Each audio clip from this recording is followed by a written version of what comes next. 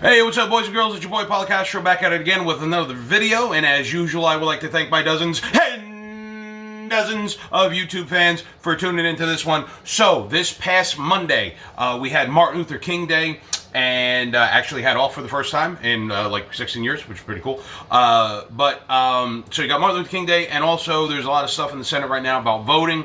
And what I thought was really weird, and I'm glad some people called this out, is some folks, on their Twitter and their Instagram, the more conservative folks, were posting quotes from Martin Luther King, and it's like the irony is astounding in all of this. So you see, because for the people who were quoting, the Republicans who were quoting Dr. King, if Dr. King was alive today, you folks wouldn't really want him to be around because his message conflicts with your message. When Dr. King was alive, 65% of Americans did not view him favorably.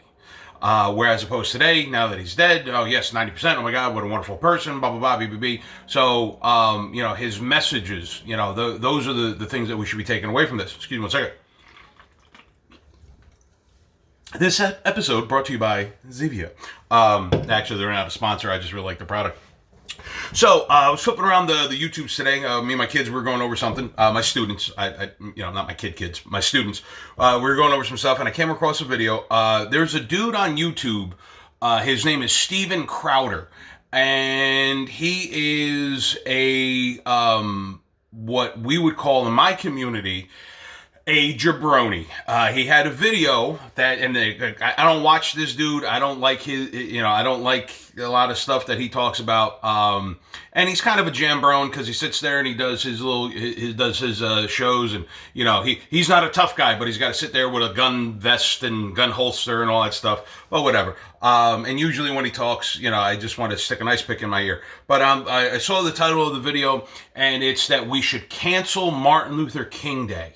And I listened to the video, and I'll be honest with you, this guy's podcast, dude, I have 60 some odd viewers, so I realize, my reach is only that far, and I love my viewers, so thank you for tuning into this and listening to me piss and moan about something that I have no control about. But Steven Crowder has 5.5 million viewers. So just think, somebody's spewing something toxic and it's going out and hitting the ears of 5 million people. How many of those people are listening to that going, that makes sense, okay.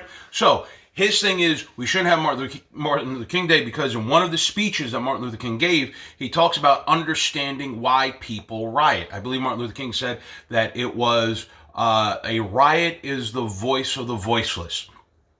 You have to, riots just don't happen out of nowhere. You have to understand the conditions in which riots occur. Me and my buddy Mike, we have this conversation. Do you call it a riot? Do you call it a rebellion?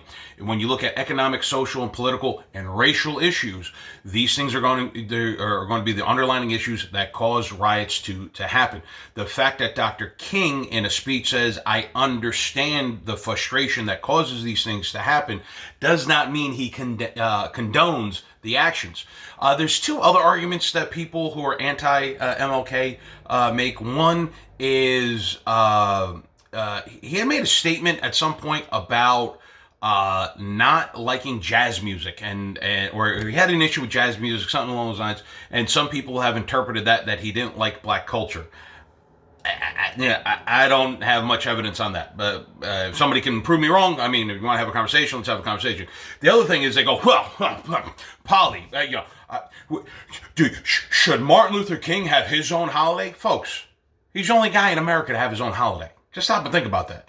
But to turn around and go, well, Dr. King cheated on his wife. Okay, that's between him and his old lady, and I don't recall Martin Luther King ever doing a sit-in on the issue of marriage. I guess we could talk about the moral, ethical implications, but then again, how many presidents cheated on their wives? Kennedy, I have a documentary that talks about 8 affairs he had just in the White House alone. Bill Clinton, Thomas Jefferson, and who was the last? There was a dude that was president, had the hair and was the Republicans' favorite person of all time, Donald Trump, cheated on his wife. So my point to that is, what's your point? But anyway, if you stumbled across this video, you liked it, please like and subscribe, and I'll catch you down the road. I'm about to go have a fruit cut.